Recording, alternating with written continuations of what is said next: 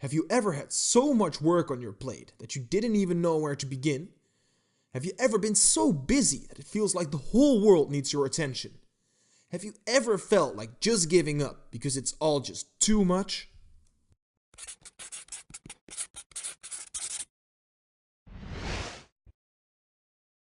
Today's book is, in my humble opinion, a true masterpiece written by Gary Keller with assistance of Jay Papasan. This book, called The One Thing, is all about subtracting, rearranging, and executing with laser focus to get the best results with the least amount of time spent. It's especially good for people who have a lot of clutter in their lives, but it's also great for those who simply need some direction and purpose. Before we get into it, I just want to say one thing. It's all about the one thing. The first foundational concept Keller writes about is called the domino effect. When we look at true success, it's easy to think that the people that have attained it are superhuman and were always meant for greatness. They appear to be incredibly intelligent people with an enormous drive that wouldn't even cringe in the face of their darkest fears. Combine that with some luck and a good amount of wealth and you'll have a recipe for success. What we don't seem to realize, however, is that many of these people are just like you and I. They have their off days, they make mistakes, and many of them had regular childhoods. The difference is that they capitalize on the benefits of compound interest. It's like a line of dominoes in which every next domino is 30% larger than the previous.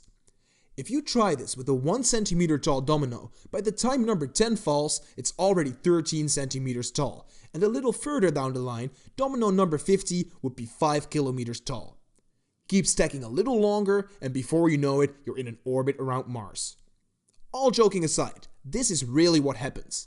If you look at a man like Elon Musk, you can see the product of long-term planning and lining up your dominoes perfectly so that you can achieve immense results. Never underestimate the power of compound interest. So let's have a look at 3 of the major lies that mislead and derail us. First comes the belief that everything matters equally. Often we will have our to-do list filled with tasks that need to happen.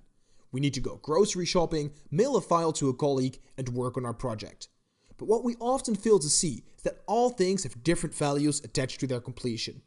It's easy to fill up your day with trivial activities that seem urgent in the moment, which will completely wear you out without producing much result. We call this being busy instead of being productive. The first step to better results is realizing that not everything matters equally. Another lie that many believe is that willpower is always on call. This is far from the truth. Actually, willpower is very scarce and should be treated as such.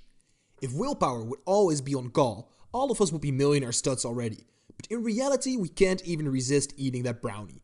So the best thing to do is to realize your willpower is finite, present yourself with as few options to expend it as possible, and structure your day in such a way that you can use the gross amount of your willpower on what truly matters. The last lie we'll have a look at is that big is bad.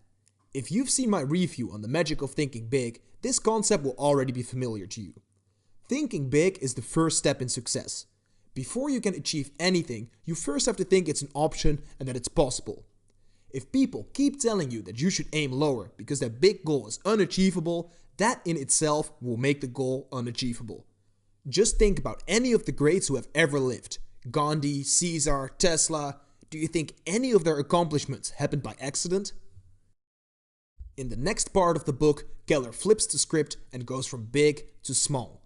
Enter the focusing question. The focusing question is all about figuring out what the one thing is that you can do to produce the most results. What is the one thing that I can do to shed 5 kilos before the summer? What is the one thing that I can do to be able to spend Sundays with the family this month? What is the one thing that I can do to triple my business revenues before 2019? You always want to look at the single most important thing that you can do to produce the most result and execute on that fiercely. It's the Pareto principle on steroids. You might have noticed that all my questions were also rather specific. This is to make sure that your goals are measurable and have a deadline. If you don't structure your goals and give yourself too much slack, you'll end up wandering around and wasting time. Turning this focus question into a habit should be your first one thing. Ask yourself about everything you do. What is the one thing that I can do, such that by doing it, everything else will be easier or unnecessary? In the last part of the book, Keller writes about living with purpose, living by priority, and living for productivity. Living with purpose is the first foundation. You need to know what you are putting in all the work and effort for. The intent of your endeavor should be crystal clear, and every moment of the day you should know exactly what the purpose of your work is. When you know the purpose, you have to prioritize everything in your life around that purpose. Whenever you make a choice or write a to-do list, always ask yourself the question, which one of these options will bring me the closest to my end goal? There will be countless distractions along the way, but keep bringing yourself back to that purpose. It's your number one priority. And then you execute. The greatest plans in the world are useless without execution. If you know your purpose and you know what activity has the highest priority to achieve this purpose, the last step is to take action on this activity and actually move closer to your purpose. You're lining up the dominoes to your ultimate success. Purpose, priority, productivity.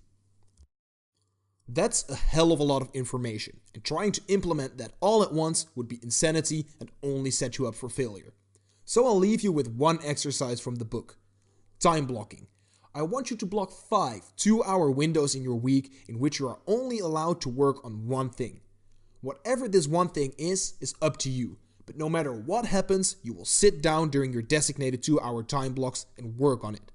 It's the most important appointment you have, and it should be treated as such. It's an appointment with greatness. Thank you so much for watching this video. If you enjoyed this content, join the pack by subscribing down below. And for now, I'll leave you with one thing.